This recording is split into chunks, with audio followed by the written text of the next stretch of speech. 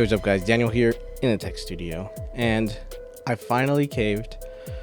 I got an iPhone. Well, kind of.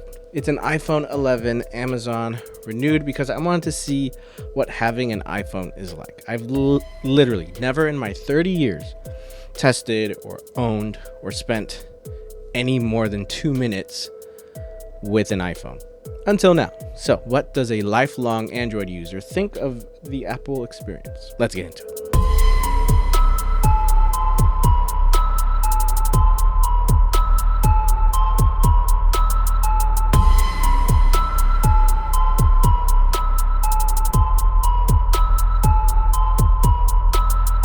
Now again, this is an iPhone 11 in red because why not?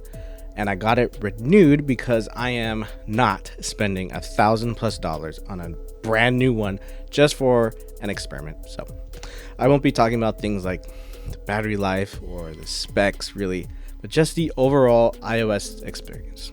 Okay, so let's get into the things I like and things I don't like. Things I like. MagSafe is dope as I'm sad Android doesn't have this. It's one of the few things Android kind of hasn't done yet. It's kind of weird, but I absolutely love that. Other things I like, the UI feels different, obviously. Animations and interactions are a lot more floaty, I would say. I would call it floaty. The Face ID is pretty cool. It works by blasting infrared dots on my face, which is probably more secure because it's getting like a 3D scan of my face. Versus with Android, it's like just you can use a picture of my face to unlock the phone, which is less secure. So that's pretty cool.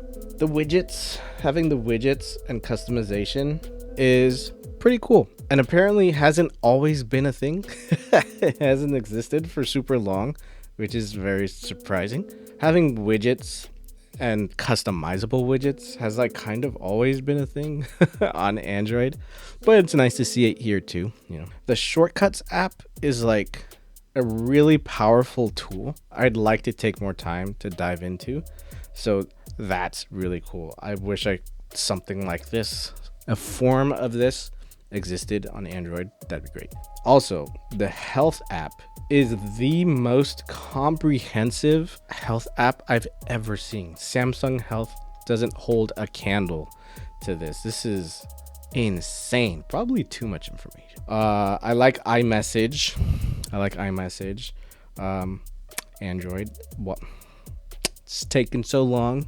The cameras are pretty good. This is kind of what iPhone is known for, is really good cameras. So the accessibility menu is probably like the biggest in the whole phone, probably. It's truly massive, so that's really cool to see. What else? The UI and the UX, the look and the feel of it, just itself, just like it feels better. And I think I know what it is. You know what it is? It's the blur. It's the blur effect. Okay, so you know when I go over here and then the background kind of fades away, you have those nice rounded corners. I feel like is what makes it feel premium, you know? I really dig the screen, of course. Class leading screen, possibly. Nice and bright, colorful, very deep blacks. It's not a fast refresh rate though. I mean, I believe this came out in 2020 and there were plenty of phones that had fast refresh, so that's kind of disappointing to see. I appreciate that the phone is hefty. It's heavier than I thought it was going to be, and it's wide. So even though it's a pretty tiny 6.1 inch screen, it doesn't feel tiny because it's so thick. But I will say these bezels are pretty disgusting. It's like half an inch of negative area until you reach the screen. That's I'm gonna give Apple their first L. They have an L counter somewhere on the screen. Now let's get into the things I don't like, and I'm gonna hear the I'm already imagining what the comments are gonna be already. Just give me a second. Okay, give me a second. Hold on. So first thing I don't like, the keyboard. I never knew how annoying the Apple keyboard was until now. We got the stupid globe and the microphone icon taking up the first inch of this already tiny screen. So, that's an L.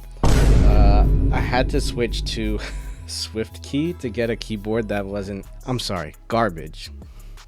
And then half the time when you download a new app, right, and then you gotta log in and stuff, it still forces you to use the Apple keyboard anyways. So, L. There's another L. What else? Storage is crap. 64 gigs is bad. That's just garbage, even for 2020 standards. iCloud gives you 5 gigs for free, which, I mean, Apple could have quite literally just spat in my face and it would have been the same thing. You can pay for more storage, of course, but Google storage gives you 15 gigs for free. Hell, navigating the phone is wildly inefficient. I really hate it. And it's not because I'm already used to Android. Navigating the phone for the most basic tasks is way more complex than it needs to be. Let me explain. You're in the comments already. You're already typing. Hold on. Let me explain. Okay. So on Android, where's my phone? On Android, you can pull down once to get to your device controls and your notifications all in one place and one motion. iOS, I gotta pull down in 2 different spots. Okay, so that's an L already. Also, the settings for the iOS native apps are in the settings app, not the app itself.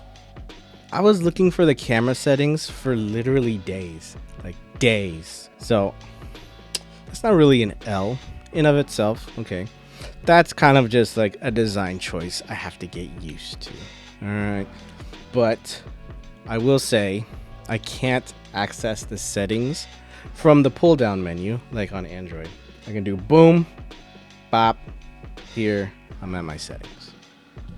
The settings is an app in itself. It's kind of weird. So like if I don't put it on the homepage, I have to like find it somewhere. I'm gonna give that a lowercase L.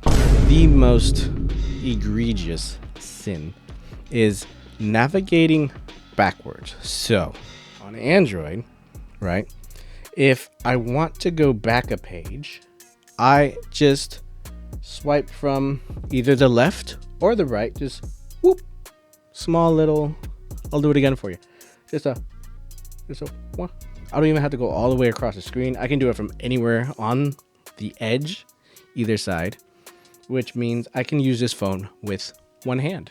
On iOS, I have to use the top left back button, which, I mean, fine, okay, but this is already a tiny phone screen, and I don't know if someone has just like hot dog fingers that they can just reach the top up there with one hand. So that's not great. You can swipe back from the left side of the screen, but the issue is I don't know when I'm supposed to do that because you can only do it sometimes. I have no idea how to tell if I can swipe back to go back or if I have to use the button. So that's not efficient at all. So L. Okay, so you already wrote your hateful comments. Thanks, appreciate it. Would I ever switch to an iPhone? Honestly, maybe.